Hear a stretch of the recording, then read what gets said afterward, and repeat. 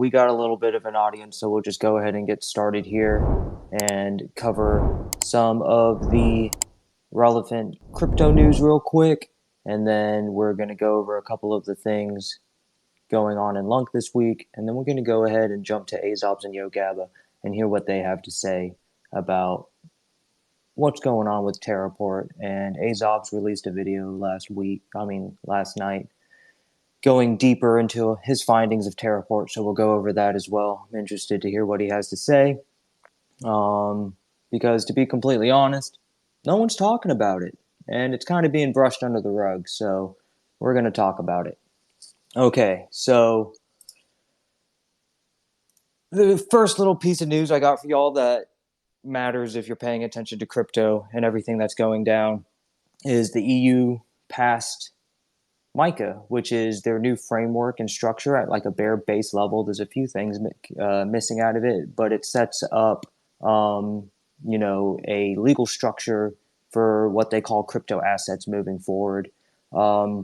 This is for all of the EU, so the EU as an entity voted on it, and it passed by like a huge majority vote. It was like 141 to 15, something like that. So definitely good to see some regulations coming to the field in earnest, because that will potentially help the crypto industry thrive and move forward and allow institutional players to come into the market, which will really is what Web3 and crypto needs for actual adoption. So, like I said, there are a few things that are left out of MiCA, and they don't really go too deep into it, but they define a crypto asset and carve outs essentially like four different sectors or industries that each crypto asset could be labeled into. So, like I said, if you guys want to go read more on that, then go ahead. But we're starting to see some regulation actually hit the ground running as the U.S. continues to have its head up its ass. Okay, so kind of going a little bit deeper into that, Ukraine plans to adopt the EU's cryptocurrency regulations at a national level. So that's cool. You're just seeing more adoption. If you don't know this, Ukraine is not a part of the EU. So at least I don't believe they are. I don't think they are.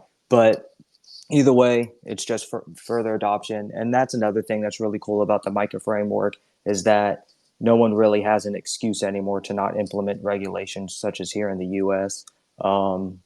Because there's something they can just kind of look at and copy if they're so confused about cryptocurrency they can't figure it out themselves.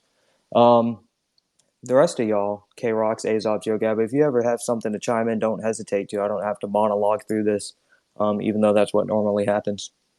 So kind of the other side of that, the only thing that really relevant that happened this week was, did you guys watch this? Asobs maybe? Gary Gensler getting grilled by Congress. That was actually really awesome to see. There's a few tweets I pulled out for you guys to put in the bird's nest, linking to some of the live footage from Gary Gensler's grilling by Congress and his SEC hearing. But a couple of key points was that he was asked repeatedly to make a decision on if ETH is or is not a security. And he just wouldn't do it. I really wish Twitter Spaces would let me play a sound clip because it's hilarious. It really is. So that's really good to see because Congress is definitely taking notice of Gary Gensler and his regulation through enforcement while refusing to define what is or is not a security and the structure for that. And it seems most bipartisan actually are kind of getting behind it besides the couple of holdouts you could expect. I won't name sides or names because we're not here for politics. But yeah, so that's an ongoing matter, his SEC hearing. I'm interested to see his next testimony while he's getting questioned in front of Congress as he stumbles over his words. Yeah, other than sound bites, there's not much more into that. He was questioned about Coinbase and other things. So good to see. Good to see. I really do suggest going out there and um, if it was easier to navigate to a tweet, like if this was on desktop, I would put those in the bird's nest. But I'm just going to skip it and we're going to keep moving because I know people want to hear what Asobs and Yogabba have to say about their findings in Terraport. So those were the only really two notable things that really jumped out to me this week that happened in the world of cryptocurrency. Definitely things to keep an eye on, especially with Mica because they're not implementing that until uh, like December or early 2024. And then if you haven't seen Gary get grilled, I do recommend it. It is delicious. Um, so moving on into like relevant Lunk news, there was, we have a few proposals up, and then Lunkburn Army also released a, what did he call it? Q2 start of quarter status update, where he outlined where they're at and what they're working on the L1 and how that's going. Um, that one's probably easier to put in the bird's nest. So I'll go ahead and do that for all of you. So he released that tweet that links to his Medium article, their Q2 Sprint 1 and number 2 update. A couple of good things that came out of this is that, and I've seen him say it a couple other places too, is that they're really targeting mid to late May for the Columbus 5 production upgrade and Custom Wasm version 1.1, which will bring us to full parity. So, and if everyone here should know what parity is, so we're not going to jump into that. But it'd be really good to see that actually happen finally. So the link to that Medium article is in the bird's nest if you want to go ahead and take a look. Honestly, thinking about it, and I've thought about this since the L1 task force took over, but having Lunkburn Army as their like official outlet for news and information really isn't the best. He's got like how many how many followers? He's got 4,000 followers, 4.7. It's not the best outlet for the whole chain and looking for like L1 updates. I'm sure a lot of people don't see Lungburn Army's feed. What's up, Yogabba? That's the thing is like, well, first, hello, and thanks for having me here. Regarding the updates from Longbow Army, right? Yeah. It's of course like, well, maybe Twitter is not the best outlet, but to be fair, it's only one outlet we have right now. But at the same time, well, in the end, in their proposal, he was the face of the team, and it went through the governance, right? So that's basically his job. So no matter if he have enough followers or not, well, that's basically what long community, or at least majority of it, decide on. And also one important thing, which was in his article, they got onboarded one more developer who we actually know, Gavik. He used to be, for a very brief time, part of the front-end team in Terra Rebels, but he joined at the very end, so didn't really have time and even possibility to contribute to our work. But he's extremely skilled developer, and as far as I understood, he joined there as a voluntary basis, so that's not gonna cost community anything. With that being said, Steve want to actually reward him for the work if he will, of course, contribute. What I think actually should happen. But definitely he's gonna be a great asset for the team. And there is, well, like it's basically happening every week on Lung, right? There is a lot of people not happy with L1 task force being re-elected for Q2, but at the same time, well, it's governance is binding, right? So Well, yeah, uh, I mean, governance is law. So, regardless of if you're whining about it on Twitter or not, I mean, it got voted in and you have to respect governance. But on Gevik, I can say, because I only skimmed this and I actually missed that part because I didn't go too deep into the lower end.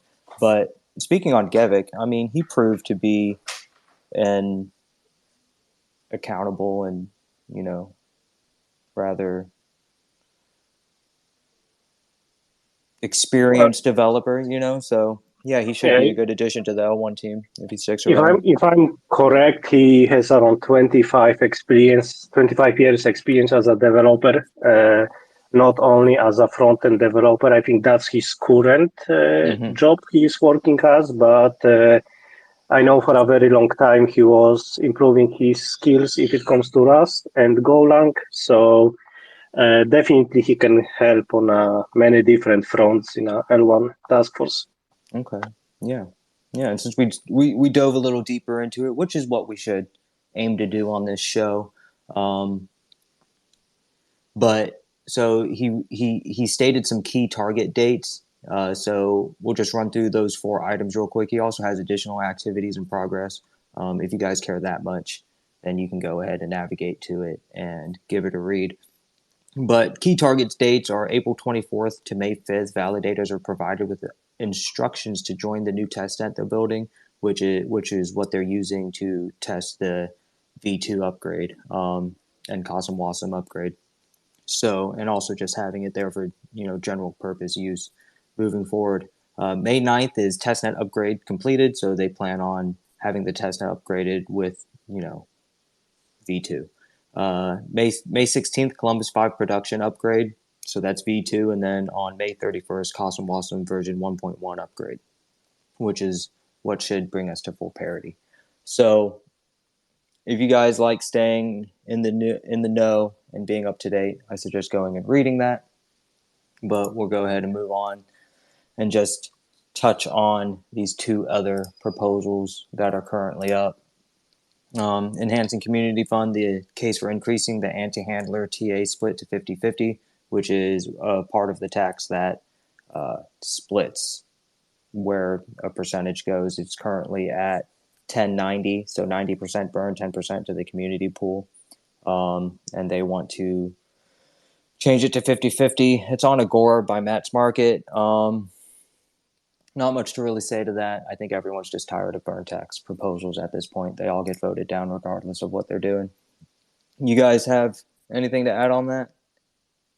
50-50 anti-handler split? Not exactly on this one, but to be fair, right now, I think we should actually consider removing burn tax altogether because it didn't really bring any positive effect. There was only problems with it. Like, of course, Binance is burning their fees, but it doesn't really generate any positive price action. So maybe it's time for to try another approach, remove bear tax, and instead raise gas fees, which even if we do raise them, well, multiply 10 times compared to what it is now, it's still gonna be probably one of the cheapest Cosmos chains, especially with the current Lung price. So, well, maybe it's time to find a different way than burning. Burning is not helping. I mean, I would say that. I mean, you got 50% of the population that's all about the burn in the lung community, and I personally think, having a burn narrative now, if that's the burn tax or something a little bit more high tech, like what Ethereum's doing. I mean, well, they really just have it built into gas feeds instead of it being a separate tax, to my understanding. So it just doesn't malfunction the way ours currently does. But I mean, I think having some type of deflationary mechanism is a must. I personally think that not only for the narrative reason and people screaming burn, but also because I mean, deflationary tokens attract people. It's just a fact. Beyond the burn moon boys. Um, and then this last one, and it's actually about to finish out this other proposal that's currently up. Oh, well, yeah, there's one more. But the parameter change proposal for max contract size, they want to increase the parameter value from 614,000 to 819,000. So yeah, not much to say about that either. I saw a couple people speaking out about it because it moves us closer to like a general purpose chain, like an Ethereum clone, uh, instead of having a super highly focused niche. But I mean, that's what governance is for, and if that's what we move towards, then that's the will of the community. Um, yeah, and then the other, what you got, K Rocks? I was going to say that with a casino that is on the chain, I wouldn't say that is much of a dish to utility for this blockchain. It's just a casino. Well, it's Terra Poker, and they come over from V2. They're the ones who put up the max contract size proposal. And I think they built originally on Lunk before, and then they moved over to V2, and now they're coming back to V1. And the only thing stopping them is the contract size. And to my understanding, the contract size is like, that goes along with how intricate you can write like the contract itself, its structure, and all the different functions. So it allows for more intricate smart contracts. Which Okay, I hear you. which I'm all for, regardless of Terra Poker. People like casinos, people like gambling, so that's cool. But and maybe there be a little bit more trusted or something people can trust that don't trust whatever TCV's casino is called. I forget what it's called. Um, so I'm all But for it. yeah, at the same time, it's not only about bringing a casino, right? Terra Poker, like I think that's how they are called. They are actually a pretty well developed application, so and quite well known in Cosmos. So they moving to the Lung blockchain. It's can actually bring a quite positive message, send quite positive message to other app developers. Like, well, maybe if Terra Poker is going, well, they are big, and if they decided, well, maybe it's worth it. Why we shouldn't try, right? So that's Exactly. like, well, it's always better to have extra application running on chain than don't have it. Well, of course, especially since everything you're seeing on chain being built right now is people in the community that have the skills or the vision to just build something to help the chain. And if Poker, I'll have to check them out. I haven't looked too deeply into them yet. I have to check out their application.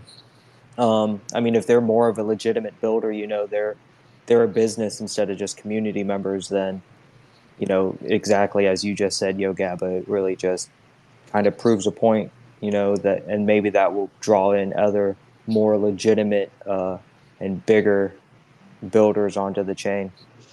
So that Or would be others good. to come back to the chain. Yeah. Yeah, as far as I know, they are basically poker stars of crypto poker. So Okay. that's quite good. Well, quite good opinion to have about your application. Do you have It's a link to their app? I kind of want to look at it now. uh, I think I can. I have it somewhere. I could always just find them on Twitter, I'm sure. It's terrapoker.games. Terrapoker.games. I think Okay. that's this one. K-Raux, you have a very loud noise in your background. Voice, what? Renowned? Well, it's like you are standing in the wind or in a like middle of a motorway. Oh, I don't hear it. I don't know. Okay, just the white noise. Yeah. Mm. Okay. Yeah, their site looks nice enough. Interesting. Cash games, join game. Okay. Look into their white paper a little bit more and find out some more about them. And then and then the other proposal that's currently up is Terra Rebels TR's maintenance of backend infrastructure proposal, which is currently on the fence. Not much to say about that. I guess we'll see what happens. All right. Well, Asobs, what do you got for us? Yo, What up? what up? I guess before we dive into other stuff, I was just gonna say real quick with the Rebel Station infrastructure, I was kind of surprised by the fact that All Nodes is backing that, and I think that's definitely kind of interesting that they did the test for a little bit, and then All Nodes is actually supporting that idea, especially considering All Nodes is pretty much handling a lot of that right now. So I think that's just a little bit of an interesting scenario that's evolving. I don't know what's going to come of that. If All Nodes is going to say they don't want to be involved anymore with running infrastructure, what's going to happen there? But I thought that was kind of interesting. they had stated in one of their tweets that they needed some data being displayed on the dashboard before they support it after 3 months if this proposal passes. Gotcha. That makes sense. Yeah, they've All Nodes and TR Echelon have been rather out in the open about their conversation about what's required on Twitter. So yeah, it definitely is interesting to see All Nodes come out and support it. I know I was poking Jagmont and DM, and after TR handled those tests over the last week, I guess they kept their word. So I prefer Rebel Station. So I'd like to see it stick around personally. Yeah, I like how fast that the maintenance and upgrades can happen in there. It's easy to communicate, other than having what seems like to take forever for a pull request from TFL or anything for Terra Station. Seems like it takes like a week for a minor change. I just like the UI more. It's the thing is, like, I can say a little bit how it looks from a development perspective, because, well, Terra Rebels, or in case, like, let's say any other group, if they maintain their own client, right? Of course, like, there is a chance for like malicious intent in this, but Terra Rebels itself, I think, if it comes to maintaining the software, proven that they are trustworthy. Plus, all the software is open source, so every developer on chain who actually wants to contribute to it can do it easily. And if it comes to TFL Station, they are supporting Lang, but they also mentioned multiple times it's not their main focus. They don't really have resources to maintain it, and they are not big fans of merging someone who is outside of the team and submits pull requests. That's extra work for them, and it's totally understandable, right? Luna 2.0 is their main focus, and they don't really want to review code which they are not actively working on. So they didn't promise that initially, but with time they actually decided to support Long. But I don't really believe that's gonna be their main focus. Well, definitely not gonna be their main focus, and also there's not gonna be much resources to put into it. So every upgrade into L1, which requires some changes in station, might take much longer. When if it comes to Rebel Station or any other station developed by the community, that can be basically managed ahead of time and be basically deployed at the same time when L1 updates are deployed. So that's definitely a big plus. Yeah, and I mean that's really how these upgrades should be going. I mean everyone needs to be communicating so people aren't left behind without knowing what needs to be done or what time it needs to be done, like we've been seeing over the past year as people scramble to notify the proper people, such as exchanges and what have you. I mean, communication definitely needs to be worked on. I know Echelon has reached out to someone in the L1 team a few times trying to create some bridges and, you know, proper communication channels for upgrades and to work with them on it. But I don't think he's being met with too much reception. So I have also seen on the Terra Discord and the Terra Classic Discords how Luna Classic is not their main focus. And on those Discords, they also send anybody who talks or asks about Luna Classic to the now Terrarium Discord or Terra C Vita. yeah, yeah. I mean, I stay in pretty good contact with something else, which is the guy who runs that Discord over there. And he definitely says the first thing he does is just send them our way and lets us handle all of that. I wouldn't be surprised if they shut that Discord down soon, which isn't FUD, but I mean, he's mentioned it in the past. And I mean, it's dead over there. So,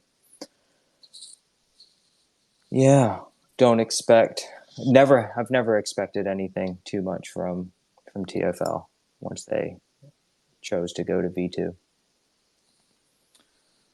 It's like, let's be honest, it's, well, they basically decided to abandon Lang, and, well, I totally understand, right? They didn't expect it to survive, and then they will need to put any resources into it. Well, something else happened. Oh, well. And yeah, right now, I think it's in best interest of both community and TFL if the infrastructure gets totally separated from them and also the dev work. I think both sides will be happy then. I hear you. Yeah, I'm honestly amazed they've stuck around as long as they have. Honestly. Yeah, that was no matter if you like TFL or not, if you like the decisions, that's basically they didn't have to do it. So that's definitely sign of some good intention from their side. Even if I'm personally not a big fan of what they not really what they did, but how they handled the situation with Lang, but they didn't have to run LCD and FCD for so long, and they didn't run it on a very low budget, right? They had deals they had to follow, and as far as we know from our channels, we had open with TFL during when TR was main team working on a chain. It wasn't cheap for them, so that's definitely a kudos for this. I would agree. I would agree with that. I mean, like I was saying, no one should have expected much from TFL, and that they've been around for so long. You know, they do deserve some kudos for that. Since,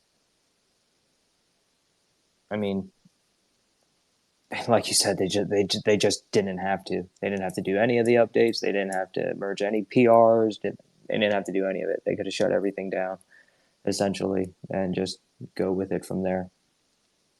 It's even situation like when we first big update, I think it was when there was taking re-enabled, and I think, or maybe when it was a burn tax introduction, I don't remember now. It's basically until like 5 minutes before the update, we didn't know if they're gonna update the main node, which was running LCD.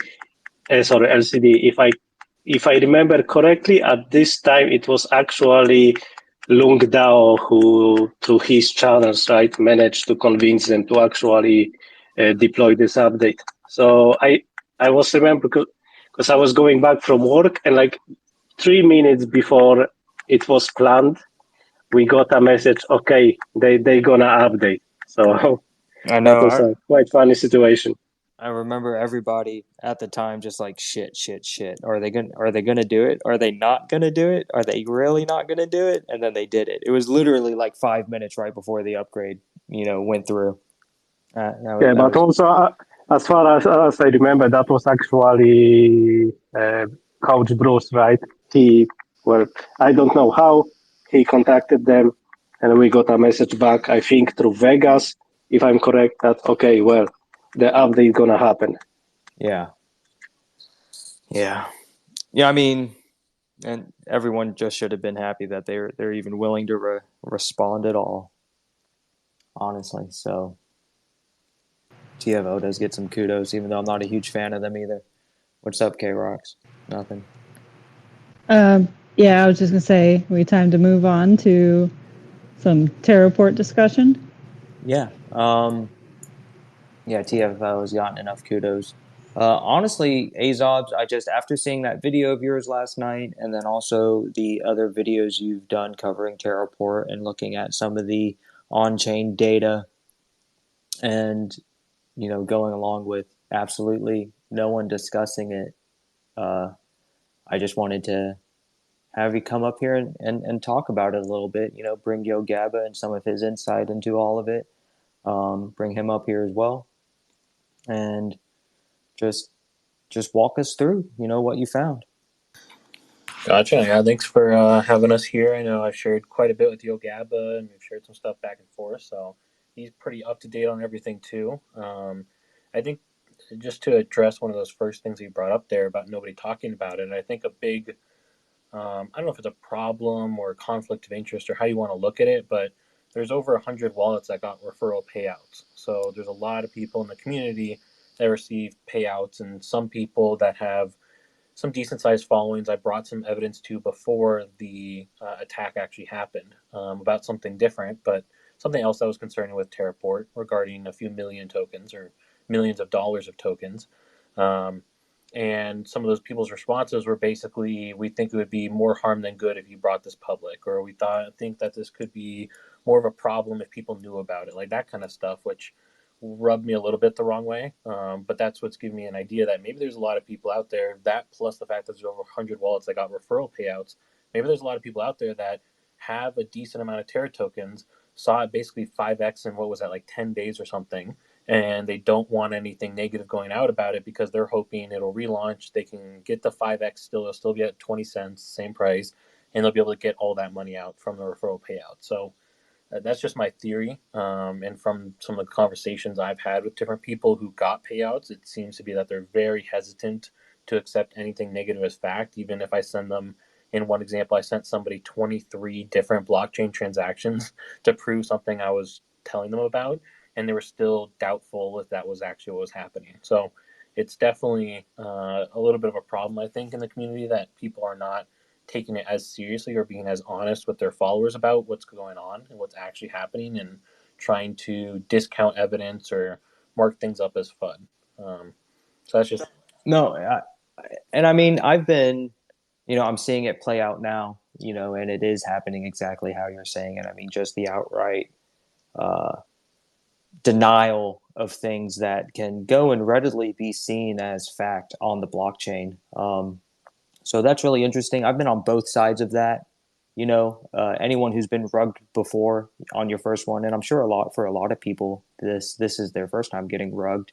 And I mean, it is tempting to just lie to yourself and say, no, trust in the team, trust in the process, whatever, and believe anything that they're saying to not lose hope or hurt your own investment. So I do understand that, but there is also the fact, if you found all these referral payouts, I mean, there's definitely the possibility that there are paid actors out there that you're seeing pop up around, and they're just in full support of Terraport, because that definitely is something that happens in crypto. People do get paid to shill. That is a thing.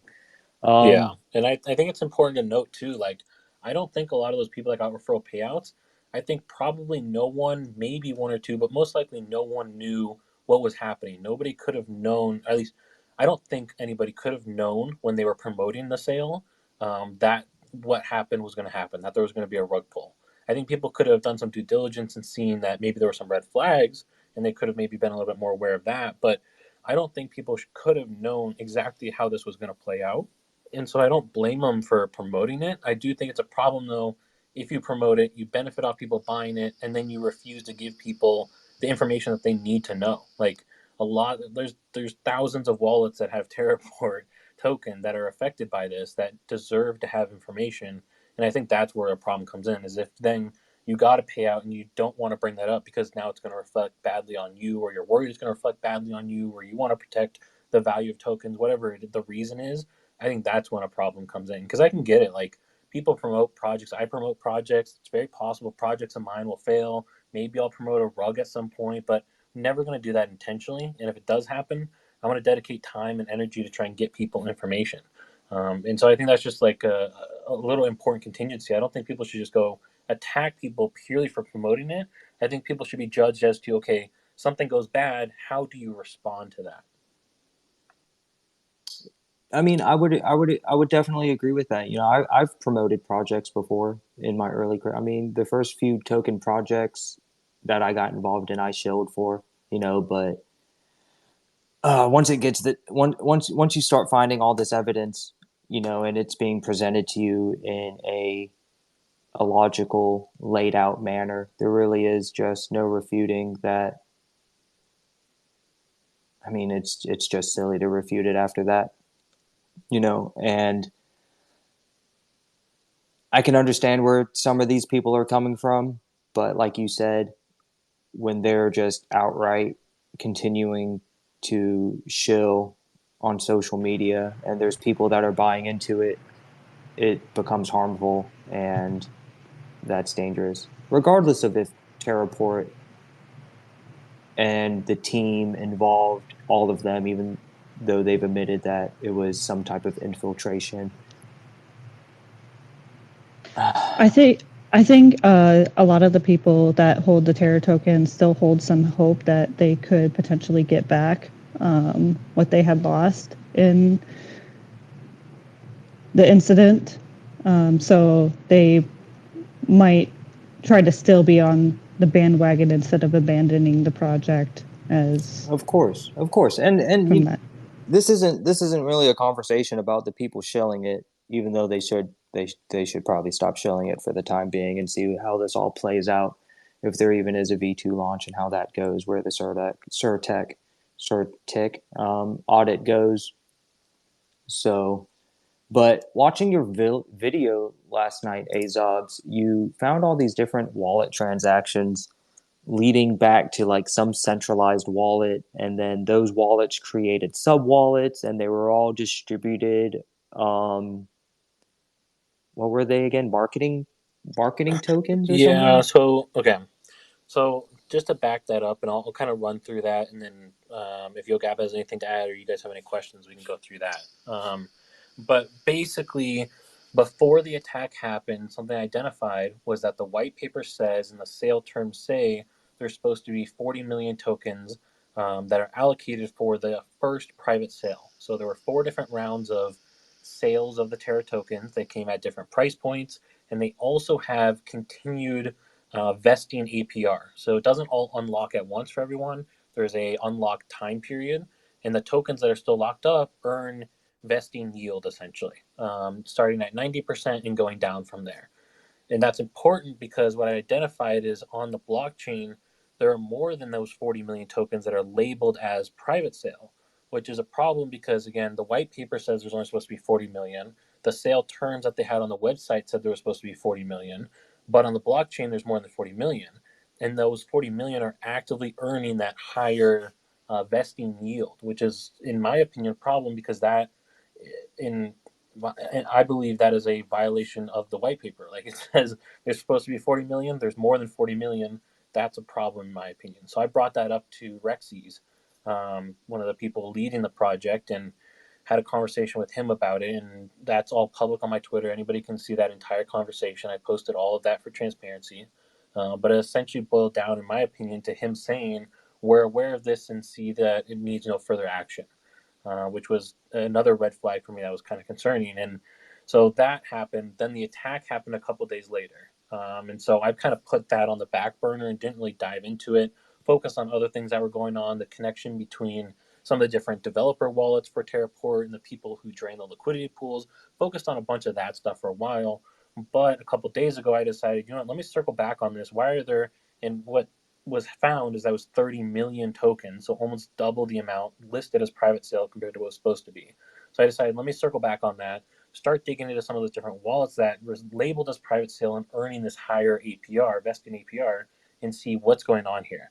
And in doing that, I realized a couple interesting things that I posted in my video, and showed the different wallet addresses, the different amounts. So if anybody wants to look it up, it's all in the video, the wallet address. You can type it into the Terra Finder and verify everything I showed. But there was one main one that was there was a couple concerning things, but there was one that was really concerning to me, where there was one wallet that right before the launch of Terra, so on March 30th, they went ahead and created 8 brand new wallets that were sub wallets essentially. Brand new wallets, they deposited, I believe it was 100 lunk into each wallet. They're brand new. Those wallets ended up getting a total of 20 million Terra tokens allocated in the private sale, which looked very strange because why is there one wallet that's creating 8 sub wallets that are getting 20 million Terra tokens in the private sale? That essentially, in theory, would be half of the entire private sale that's going to this person. So I decided to dig in, go through their previous transactions to try and see is there anything I can find that'll help me identify who this is. And I ended up finding a transaction all the way back from August 16th that had a name in it.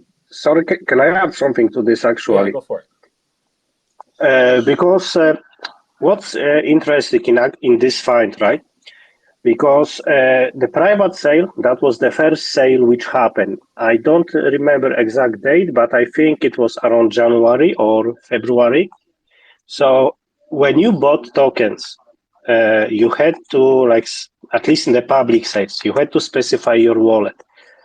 So if someone bought tokens during the private sale, I assume they should provide some wallets where those tokens gonna be distributed. So why those tokens got created just before the launch on March 30th?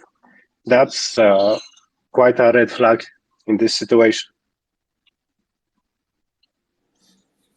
Yeah, that's an interesting question. I think I remember there was some kind of tweet, Yogabba, and I'd have to double check this, but I think there was something about them requesting people to provide wallets. Because I think some people try to send from Binance or something like that, and so they're requesting for people to update the wallet that they were going to receive tokens into. So I'm not sure what was going on there, but I think there was something like that that happened later on. It might be the case, but it's still one wallet. Basically, we have a indication that this it's basically You're belongs to one breaking up, person. Yogabba. Sorry. Okay, I will let Asobs talk. No problem. Let's see, where was I? Oh, okay. So that one wallet that created the 8 sub wallets tracked back the transaction going back all the way to August 16th. That transaction had a name in it. It was in Italian, so I had to translate that. But and I'm probably going to butcher this, but it was Caron Dimioni.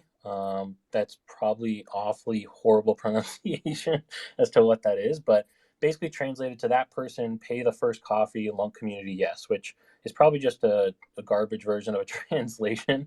Probably makes way more sense than the original version in Italian, but that's basically what it had. Is it had this person's name and it was a transaction going from that wallet into a different wallet. So I believe it'd be reasonable to assume that this wallet that created these 8 sub wallets belongs to that individual who currently is an admin in the TCV Discord and the the Lunk Italia Discord. And they also had another wallet that they created on March 27th that seemed to have done some dev wallet testing. So I don't know if they're a developer or what their level of involvement is, but there's some kind of connection back there. Okay, so in short form, what you found is that there's some wallet that created a bunch of other wallets that received massive token allocations right before the launch of the exchange. And this wallet, due to a memo listing the individual's public handle, is more than likely, beyond what could be probably considered reasonable doubt, someone who is somehow involved with the TCV or Terraport team. I mean, yeah, that's kind of a red flag, I would say.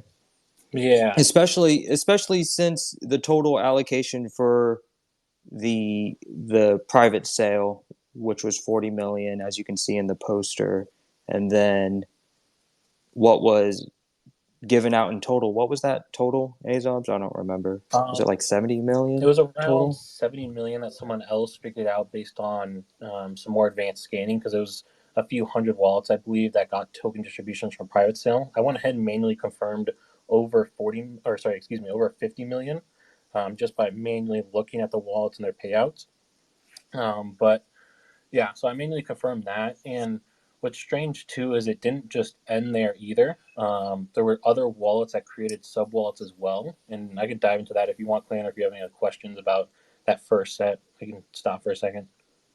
I mean, I watched your video, which, by the way, guys, I put up in the Bird's Nest for anyone who hasn't seen it. He goes through screen sharing. He goes through and walks you through all the blockchain data where he found all of this. So I definitely suggest giving that a watch, and a couple of the other videos he's done on his YouTube channel covering Terraport, because he does a rather well job, and he doesn't just sit there and talk about it. He'll show you the on-chain data that backs up what he's saying. So it's not speculation or FUD. It's just the fact of what we can see from on-chain data. I mean, no questions really, man. Like I said, I just wanted you to have another outlet to talk about so people can get some accurate information, and just not all this, Terraport to the moon you see floating around on Twitter, because I was really hesitant to publicly say anything about Terraport because of my past involvement with TR. It would just be seen as FUD or hate or slander, so very hesitant to say anything about it. But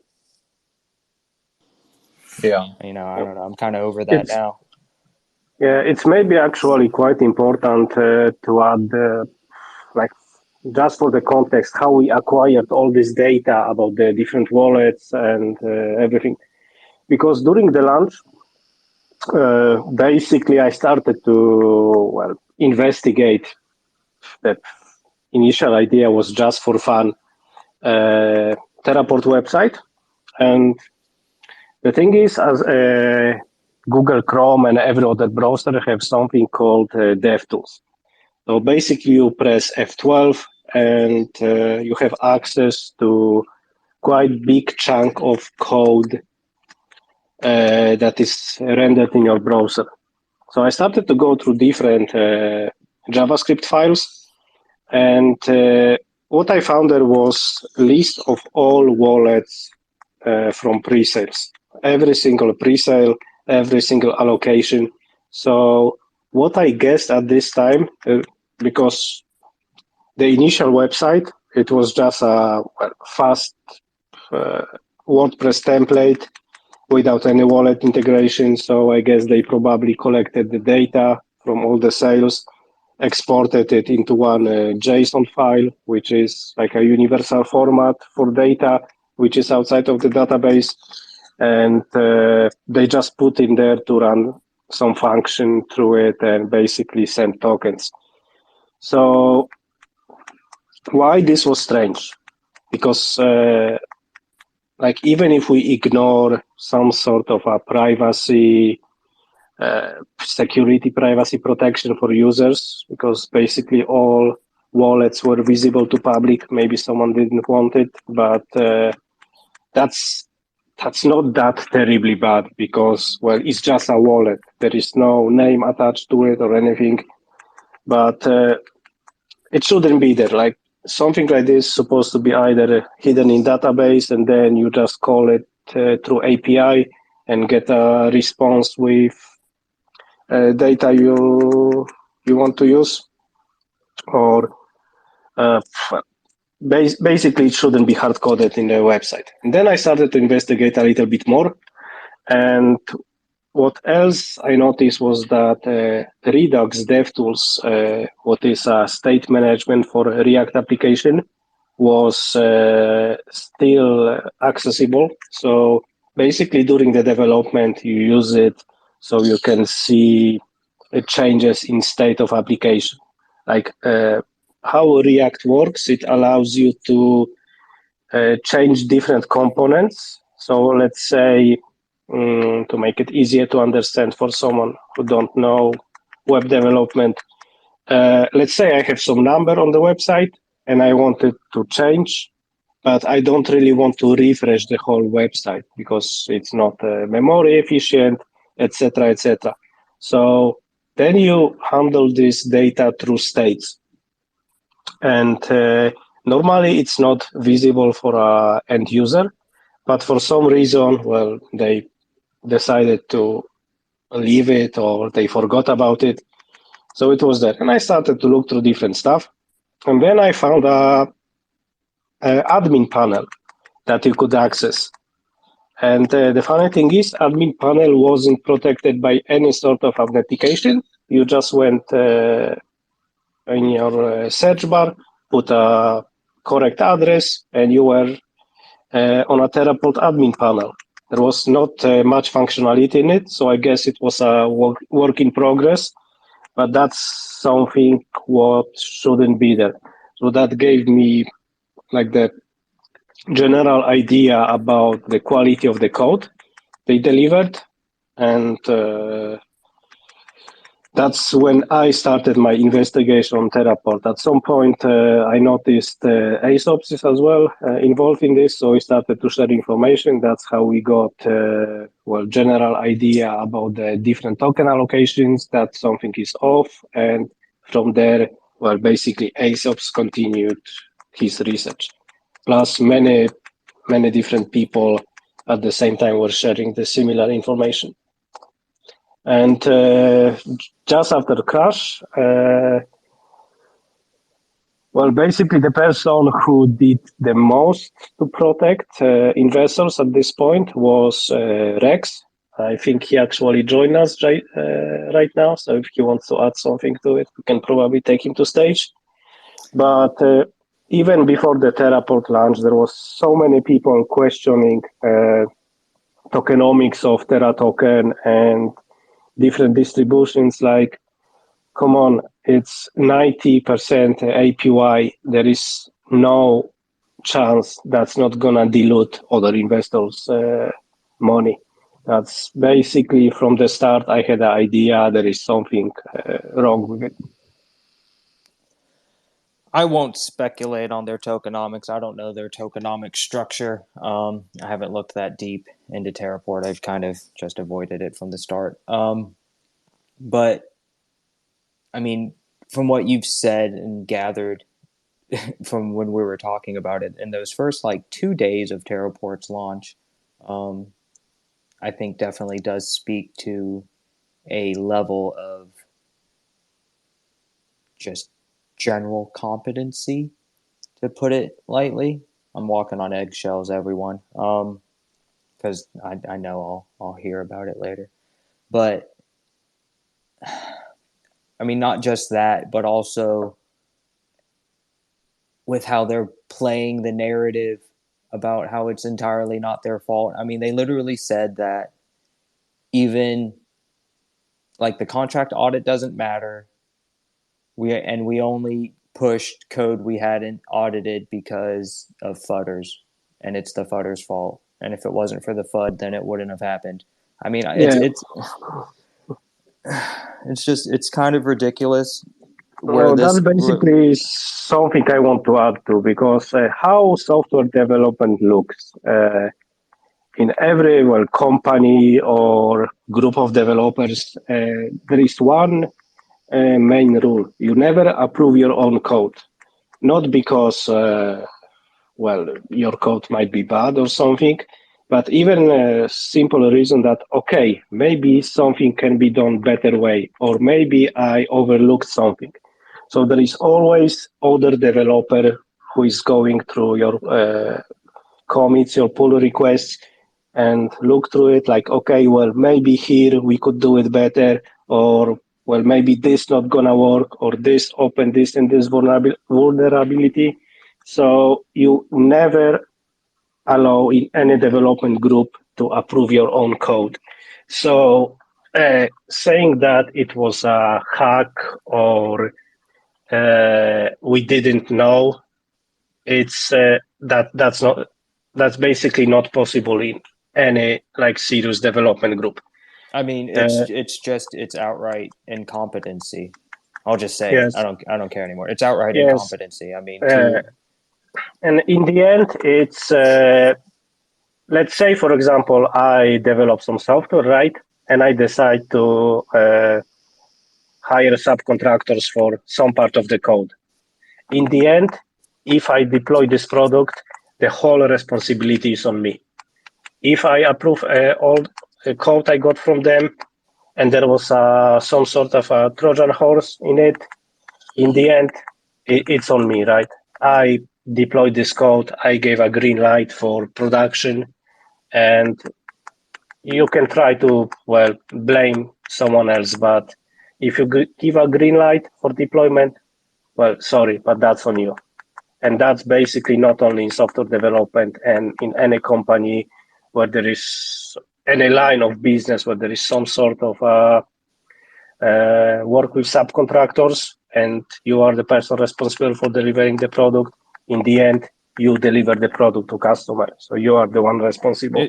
exactly, you know, and I've said that before repeatedly, and I've even said it to Rex's in private, where regardless of all the nonsense, regardless of the proven facts that have happened and the details of it all, if you release a product and somehow that product fails to hurt its users, as the product's architect, I mean, it's your responsibility, you know, above everything else, regardless of how or why it happened. Um, and I don't know. I was just I'm that's probably what I'm amazed most about is how they're playing it. Oh, it's not our fault. Yeah, I'd Uh, like to add to Clan. In that video that I put out the other day, towards the end, I think it's like the last 5 minutes, I showed how anybody in this chat could go ahead and verify the hard-coded wallets that allowed the exploit. It's in You there. did. I walked through the steps. Anybody can do it themselves. It's not like there's some super secret thing and nobody can see it and you just have to trust us. Nope. Anybody can verify it themselves. You do have to download a special software to be able to convert some of the code and you have to use a special website to do some conversions. But if you just follow the steps I show in that video, you should be able to do it yourself and verify it yourself. This is not a trust us on this one. This is a you can go ahead and look at it and see undeniably there is hard coded wallets in the code. The problem is it doesn't totally specify as to why it's there because we only have a fraction of the information, which is why people were pushing for the code to actually be fully made public so we can get a better idea as to what's going on behind the scenes. Were there other potential vulnerabilities, things like that? Because we can only see so much with what's publicly there. But with what's publicly there, you can go ahead and verify that the wallets that drain the liquidity pool, they are listed in the code. And they were, before they drained the liquidity pool, basically brand new wallets. So it's not a good look, to say the least. But it's undeniable that those wallets are listed there. no, exactly. You know, and you found that within the the first few days after the rug pull event. Someone else found that, Um, and they showed me because, like I said, you do have to do some special conversions because of the way that it's displayed when you first try and access it. You have to do some stuff that I don't totally understand what's happening behind the scenes, but somebody had to explain to me how to do it. But once you know how to do it, like I walk people through in the video, anybody can do it. So I had to have somebody who did it themselves explain to me how to do it and show me which special software I had to download and that kind of stuff. But once I got it up and going, I went ahead and was able to do it, and so can anybody else. Exactly. Exactly. And he does do that, everyone, in that video that's in the bird's nest. If you want to go ahead and take a look, and he'll walk you through all the wallet information we're talking about, which is just at this point in time shady wallet movements, which is one of the things a lot of people use when they're looking at blockchain ecosystems. Track those wallets. Yeah. Yeah. Going back to the wallets here, if you don't mind, just continuing on that, because we talked about that one that created the 8 sub wallets that got 20 million tokens in the private sale, but there were a couple other wallets that I highlighted as well in that video. And just to, you guys are welcome to go ahead and watch it if you want to see the full thing. Again, all the addresses are displayed in the video, so you guys can go ahead and verify everything I showed.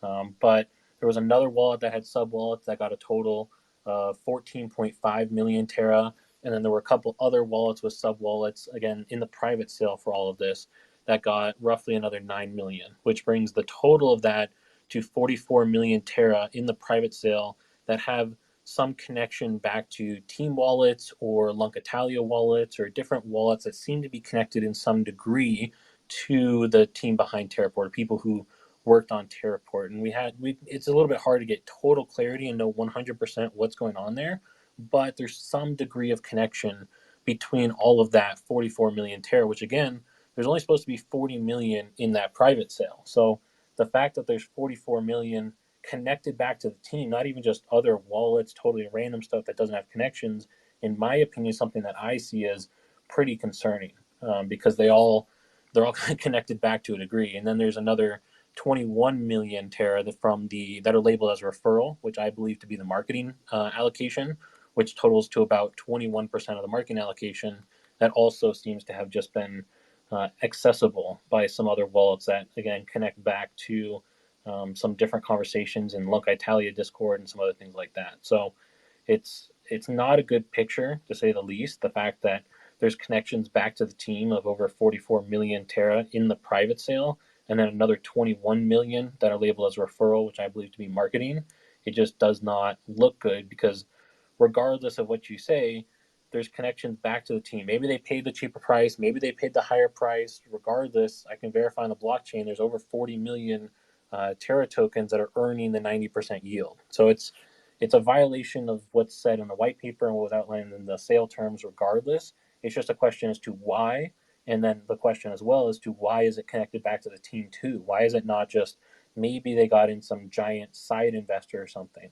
But that's not what I believe to be going on here based on all the connections. So it's definitely very strange, and I think for us to have answers at the end of the day, there's only so much we can see publicly. It's going to have to get investigated by some kind of regulatory agency or different authorities who can access information that we can't see, like their conversations, and hopefully try and figure out why these tokens are here. I mean, yeah, and I'd just like to clarify too, because it's at least I'm not, saying that the rug itself was whoever these wallets are connected to. It's just like an extra little cherry on top. It's just like not only did the contract rug, but then there was also super sketchy, in my opinion, wallet distributions right before launch above their contract terms through their white paper and their marketing posters saying how much was going to be listed for private sale. So it's just a little cherry on top. Very, very interesting thing here evolving around Terraport. It just keeps it's a rabbit hole for sure. It keeps getting deeper. Yeah, I think that's a really good point to highlight what you said there.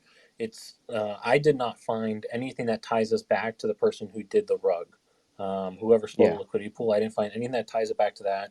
Only things that I found that tied it back to another team member, that individual's name that I gave earlier, who's still an active admin, as well as two other wallets that seem to be some kind of Lunkatalia was doing a lottery system for a while, and then some kind of burn that they were doing too.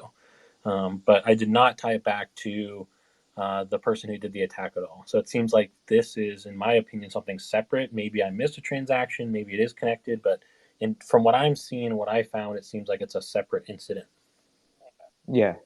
Yeah. It's like I said, it's a cherry on top of this Sunday that we're seeing be built.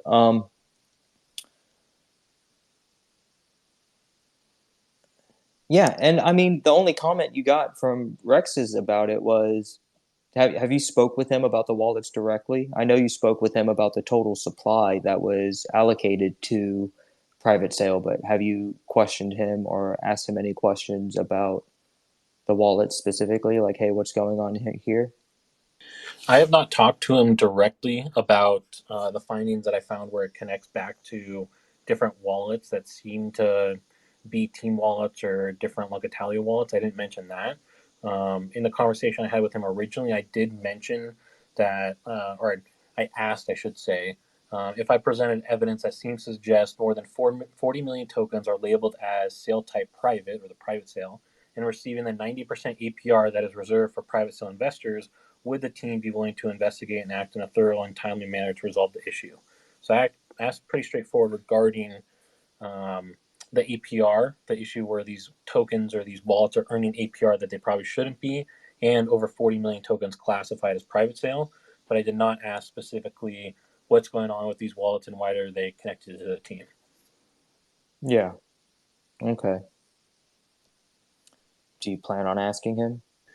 No, I don't, because in all honesty, given the fact that there are these connections, and like I said, we can't really know things that aren't public, I would want to default to regulatory authorities and different authorities like that. I don't know Yeah. who's going to need to be the person that does the investigation, SEC, Interpol, I don't know who it's going to have to be, but I would default to them because given the fact that there's on the blockchain these 44 million Terra tokens listed as private sale that have connections back to the team. I mean, that's like before the sale, before the attack happened, what was it, like 20 cents a token? So what is that, $88 million worth of tokens?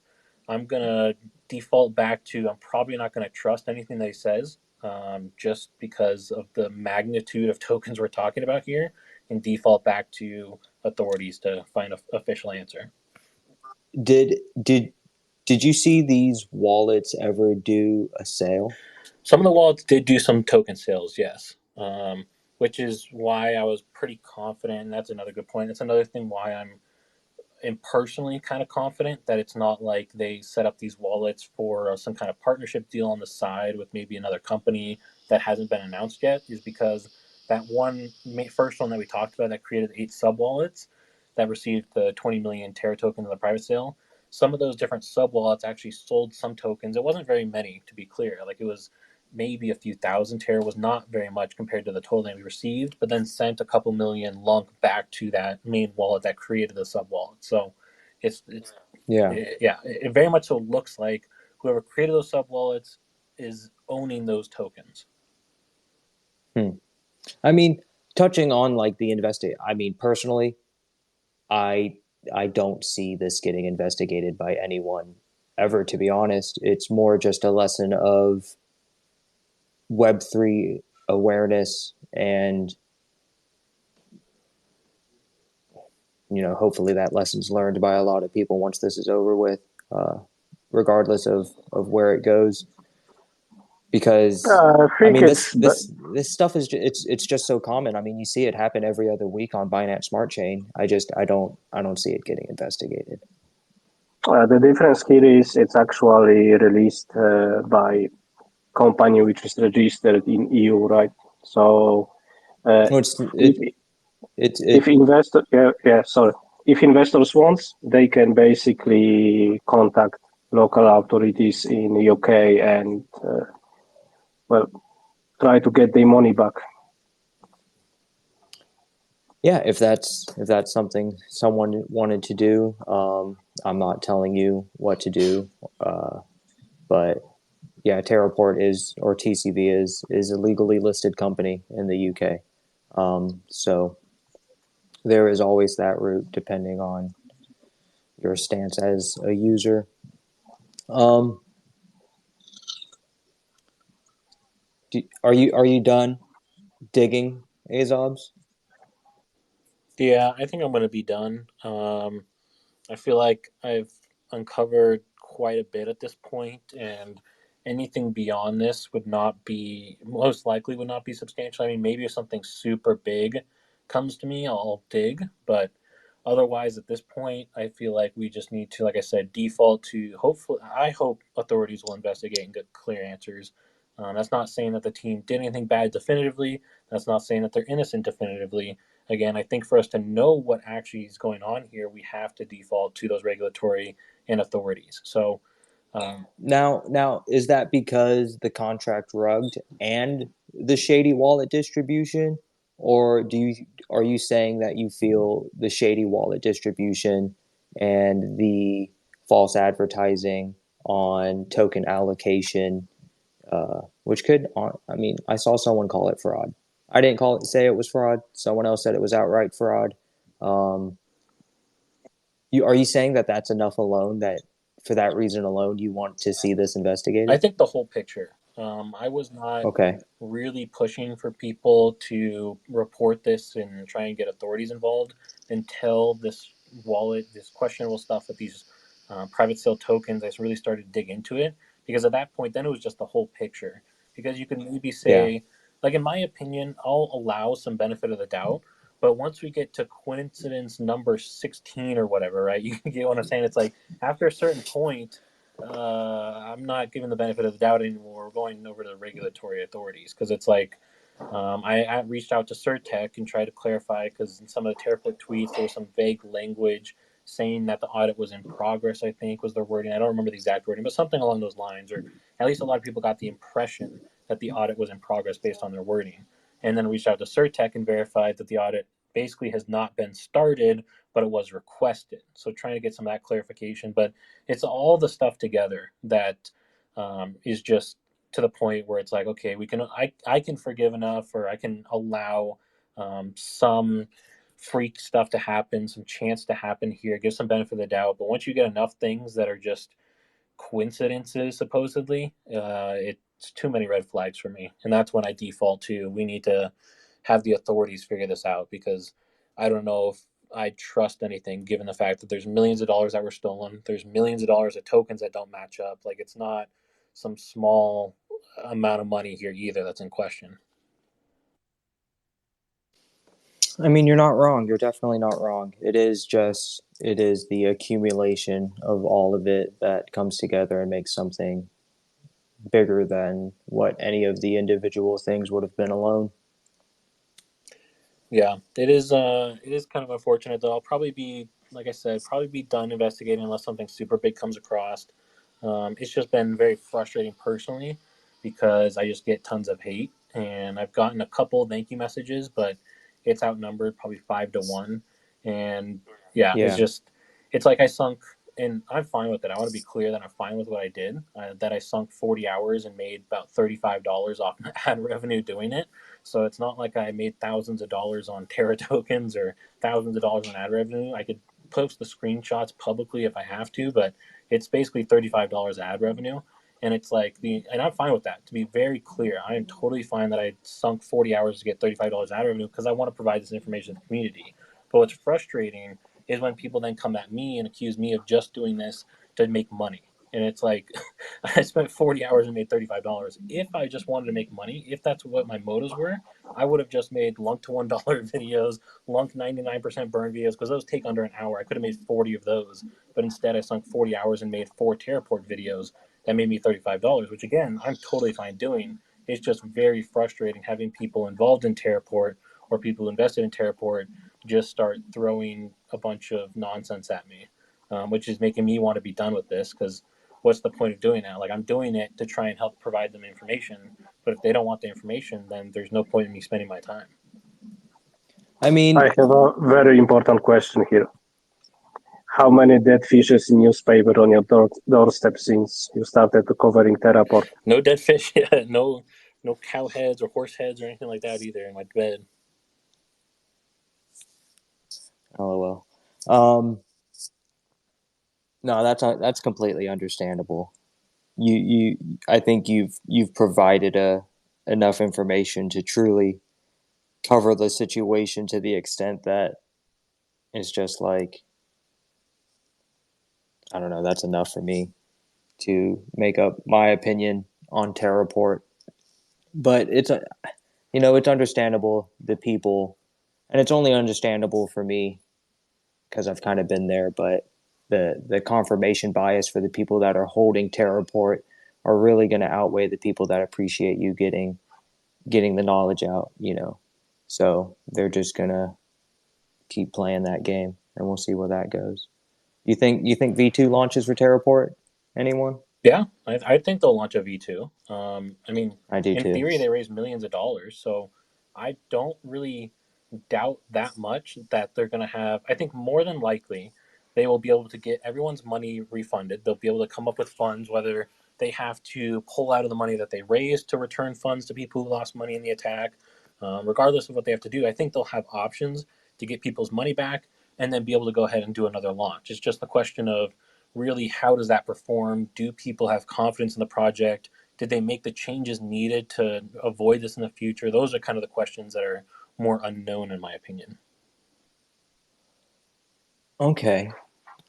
I mean, you're not wrong at all. They probably will go forward with a V2. I don't know if they're going to give people any money back or not. Besides token allocations in V2 is probably how they will do it. It's just like, hey, here's these smart contract tokens, and they consider them what you lost in Terraport. But also, like, they will have to launch a totally new smart contract and basically recreate token, because right now I think there is basically a shitload of Terra tokens because the Minter contract didn't have a top cap. So I don't know how exactly this emptying liquidity pools happen, but I assumed it might be that someone minted plenty of tokens and that allowed them to basically empty liquidity pools, because last time I was checking, it was 400 trillion token or something like this, Terra tokens. So even if they allocate tokens to people from currently existing denom, that basically they are worthless. Yeah, no, I was meaning with a contract relaunch too, and then just give them token allocations of that with whatever market cap they decide and think will make people happy for taking a loss.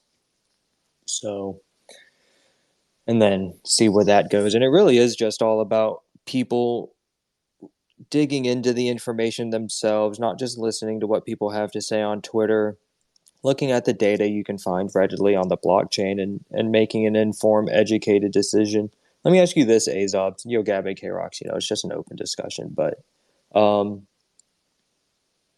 it does really just depend on if people support them or not. But considering everything that has happened, the little white lies about the audit, the not having any humility and not taking responsibility for what happened with the contract being rugged, the shady wallet distributions, not only because they're linked back to the team, but also because it goes over the allocation for the token private sale. I mean, do you think, in your opinion, should if it was someone's decision, do you think they should be allowed to launch a V2? I don't think so. It's because it's no one's choice. They can do whatever the hell they want on chain, and it's up to people to support them or not. But I mean, like, if it was your choice, would you, like? It's one thing making a mistake or well, it's the thing is, like, it's not, like you said, it's not really anyone's decision except them if they want to launch version 2. But I was invested in Terraport because it had too many red flags from the start for me.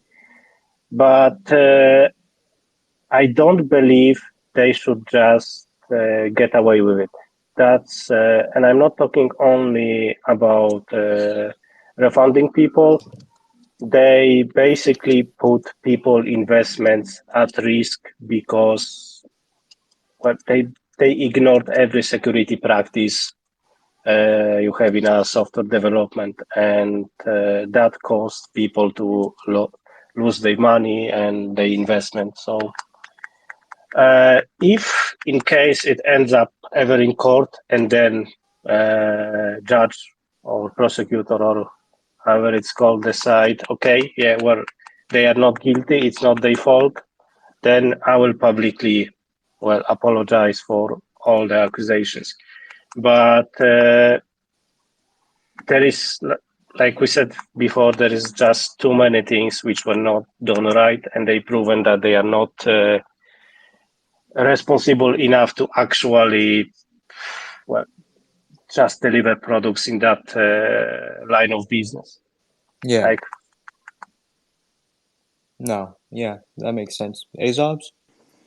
I mean, I think they should be allowed to launch again. I don't think uh, they should not be allowed to have a potential redemption. I just think, for me personally, I wouldn't trust that just because, again, like I said, you can have maybe one or two mistakes. Maybe somebody did rug the project and was like, what do they say? It was somebody who infiltrated the team. That's the word. So maybe you had somebody who infiltrated Yeah. the team and they didn't maybe do proper due diligence and they're going to do better in the future.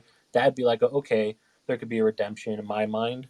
But again, once you get like enough of these different things that are not insignificant, that are not done correctly, in my opinion, I wouldn't want to touch it just because there's too many mistakes that are being made. Either, yeah, mistakes, I'll say. Um, but yeah, I think they should be allowed to. It's just people should then also have the option to make up their mind as to whether they want to trust the team again after everything that's happened. And for me personally, I would not be doing that. But everyone can make their own decision. Just Of course. Of they then course. take on the risk of, hey, this team made a bunch of mistakes in the past. Do you trust that they're going to be able to fix that and not do it again in the future? Is the question everyone should ask I would themselves. I would call them actions, not mistakes. Because a lot of it was done deliberately, such as launching the contract before an audit was completed. Um, so, and then wallet distributions that we don't know anything besides our own opinions looking at with on-chain data. It is my opinion that, you know, they're weird, but it is true that they marketed 40 million for private sale, and that didn't seem to come to fruition. We got 0x ears here requesting to come on stage. I guess let's see Let them up. what he has to say. Yeah, let's see what you got to say, buddy, whenever you're ready. You're live with us, ears. Oh, hello. Hello, everyone. Happy Saturday. I thought I'd just jump up here because you're discussing Terraport, and I wanted to provide balance and defend Rexy.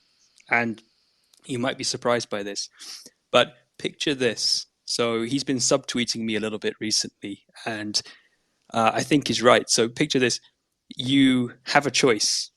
Either you launch your DEX with an audit, or you risk one of the world's greatest fudders bringing your whole project down and burning it to the ground if you don't launch in the next immediately. So that's a very hard decision. You have to decide: do I launch with no audit and closed source, and apparently nobody checking it at all, or let Oxears destroy my project through his FUD tweets?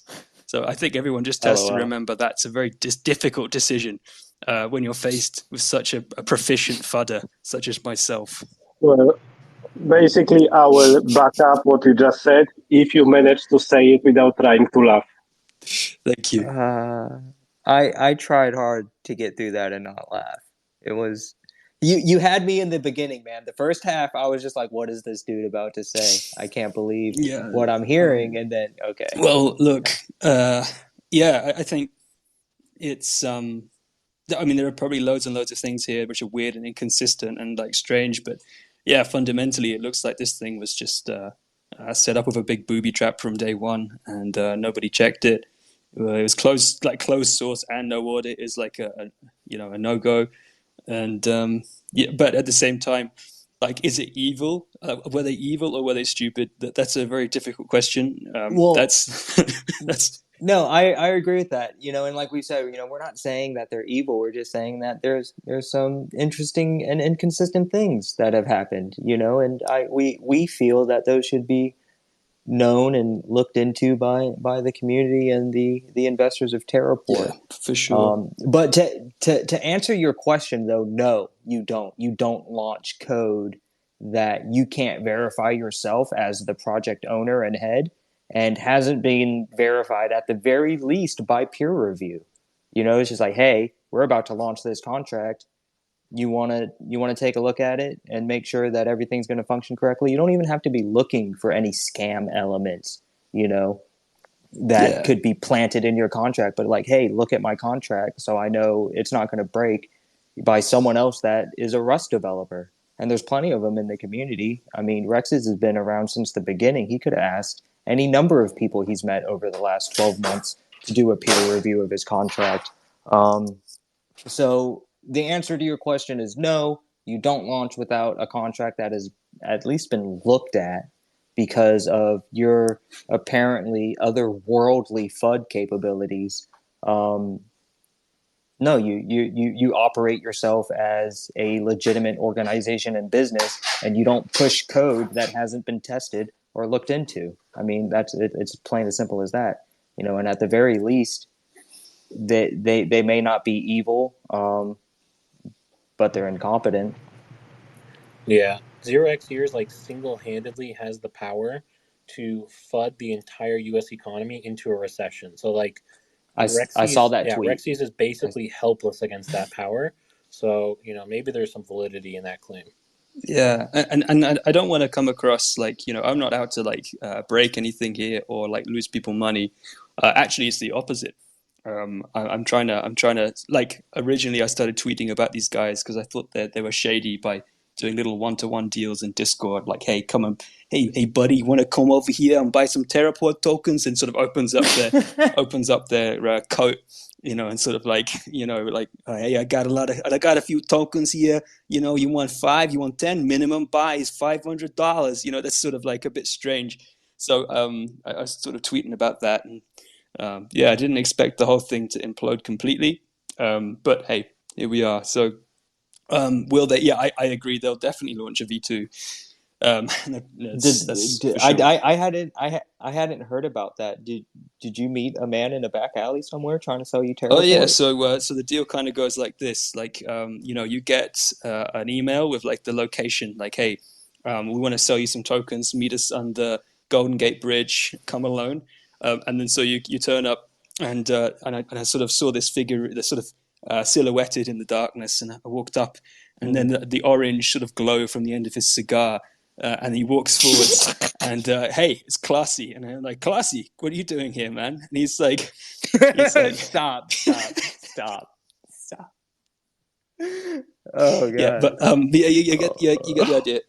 So they'll definitely, I think, launch a V2, and they'll definitely try and spin it. Will anybody see their money back? Maybe. How are they going to divvy that up if they only get like 40% back or whatever? No clue. But yeah, just I don't know. I don't know why everybody's waiting for the Certic audit. Like, it will come back and say, yeah, it's got a major fault. There's like, you can rug it. It's like, okay, I don't know why we need to audit a contract that's I been don't. like rugged. I don't think it's going to come back and say there was a fault. I'm leaning towards the fact that it's going to come back and say it was 100% perfect. If you know what I'm saying. Yeah, well, I would probably steer the Certic auditors to the fact that it's rugged, and they'd go, yeah, okay, well, we probably can't back this team, but I don't know, man. It's all kind of yeah, it's also tiresome, right? I think that's the conclusion. Yeah. And I would just like to say, for just general knowledge, just because a contract is audited and it passes an audit does not mean it's safe. I mean, I've seen projects rugged. I mean, it doesn't have to be the contract that rug. It can be a developer wallet, or their rewards pool for their, token game. But, so it doesn't, that's just general knowledge, just because someone has a certified contract, it doesn't mean the project's not going to rug. So always, do proper due diligence. And something. Look at those top wallets. Go Sorry, on, yeah, Ears. I was just going to say something that Certic like to do when I've used them before on projects that I've built, and they like to do something. They like highlight centralization risk, where anytime you've got like exactly like admin rights basically to shift things around or upgrade contracts and things like that, they just sort of flag that. So most of the time, that's actually necessary in order to get your project working in the first place. And so, like in this case, it's like, oh yes, immutable smart contracts and trustless, yeah, but they've got to manually move around like a ton of tokens, like first. So there's always some degree of trusting the team, at least with most of these projects at the start. So yeah, for sure, like you got to trust these guys, and it's a big question. Do you trust Rexy? Well, and that's what I've been saying a lot lately is just, any layer 2 project that has a token distribution should be considered ultra high risk by everyone until proven otherwise. Until when they launch the contract, it's kind of based on trust, like, all right, they have to distribute tokens somehow, either to wallets or private sale individuals, because the smart contract mints the tokens. Okay, well, they have to be able to do something with them. They have to be able to put tokens here for maybe they're funding a liquidity pool themselves, and what have you. And then also private sale, and then more tokens for liquidity pool, maybe a vesting period rewards pool. It doesn't matter. But so that's not out of the norm. But yeah, until after that initial period, once all the heavy moving's done, and you see a proper wallet distribution, you see any type of project funds, they're in at the very minimum a multi-signature wallet, and that can either be built, as something as like Rebel Station or Terra Station, or a layer 2 smart contract, multi-sig. So yeah. Yeah. But that's just general stuff, guys. Sorry, I didn't mean to go off on a tangent there. I just always like to clarify on things. No worries. I think it's important to highlight at the bottom of the Certec page, it says Certec conducts security assessments on the provided source code exclusively. And I know there was some disagreement or uncertainty, I'll say, as to when they actually submitted the code. And so there's a possibility that they submitted an earlier version, because I was looking through some of the earlier versions they were testing of the code, and it did not have the hard-coded wallets in it. That showed up later on. So it's possible that they Interesting. submitted an earlier version of the code. If they did submit the code, what was that, roughly 2 weeks before the project launched or something like that. So if they actually submitted the code at that point, then maybe it didn't have the hard-coded wallets in it, and then it was added in later on, because there were some versions that did not have it. So don't be, and that's what I was saying, like, don't be surprised if it comes back 100% clear, because they might have submitted a different version. They don't look at what's live on the blockchain. Exactly. Which, yeah, I mean, that makes sense. But Okay, guys, like I will have to jump off because it's a bit late for me. But thanks for having me here, and well, we appreciate you coming up and speaking with us, Yogabba. thank you. Thank It you, was a Yogabba. pleasure, and Thank enjoy you, your Yogabba. rest of your weekend. Thank you, Oxirs. Come on, father of a I'm young catbox. And I actually wanted to wish you luck with your new YouTube channel. I hope you will get a lot thank of you. subscribers. Thank you. Yes, please like and subscribe and follow and hit the notification bell. Goodbye. All right, Yogabba, take it easy, brother. Yeah. Do you Asobs or Oxiers have anything more to say on the whole Terraport situation? Anything you want to share or not? Or does anyone in the audience have any questions or have something they would like to share? I'd just say as like a closing thought, I guess, and then if anybody has questions, be happy to field those if you want. But I just say as a closing thought, like, try and consider which biases different people have, and try and consider which biases you have as an individual, as you're looking at evidence here, because right, there's a lot of, one person says something, somebody else presents evidence that counters it. Which way are you going to go with? The one with evidence or the one who just says something? I'd consider a lot of that, especially, again, considering the fact that there's millions of dollars of tokens that don't match There was millions of dollars that were stolen. Like, this is not a small thing. Anything that's said that is of significance should be backed by evidence, and definitely just be careful. Yeah, that's a really good point. There's a lot of vested interests here, so you'll notice, like a picture, you have a big bag of Terra tokens. Like the one thing you want to see is the project relaunch and a liquidity pool being seeded, so that you can extract some money back out again. So it's like there's a strong motive, there's a strong reason for people who, like, you're probably sitting there like, why are you defending this project? It makes no sense.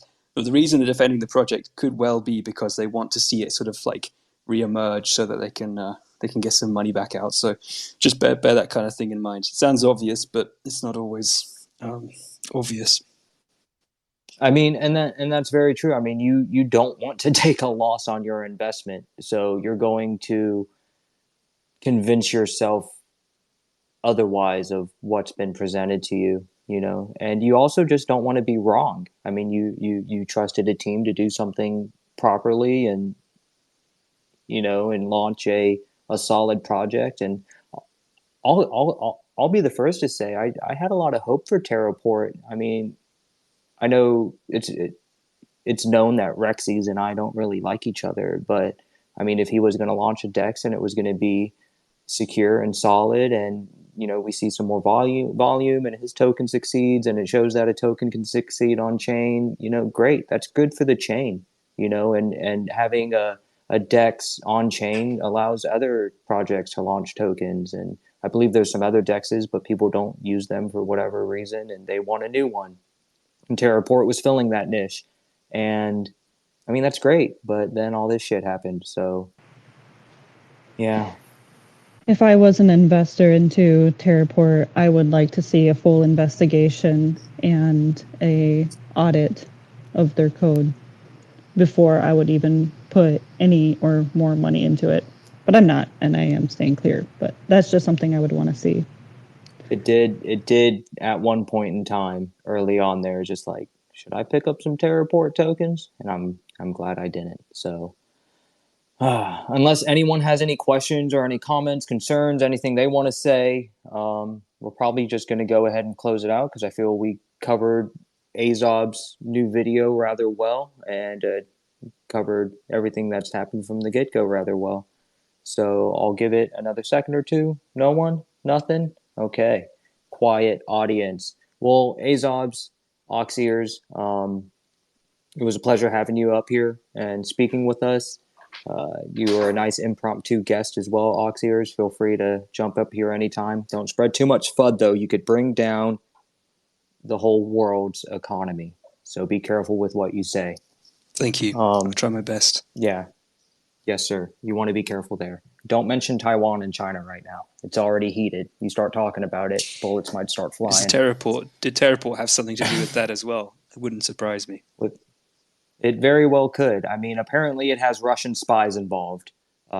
So anything is possible now. Some underground syndicate Russian spy network that is somehow connected to China, and they have interests in Taiwan. And that's what this is all about. That's the video. We just understand.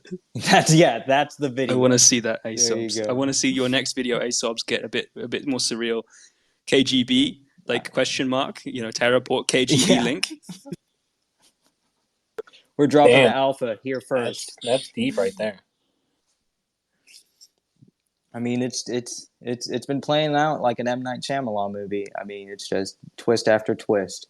So once again, I'm going to thank you, Asobs and Oxeers, K-Rocks. Always a pleasure to have you as well as my co-host. Thank you to all of our listeners for joining us for episode 3 of Clan and K's Coffee Corner. Let us know what you guys think about the format and what we do here. We're always open to feedback. With that, we're going to say goodnight and take it easy. Good night.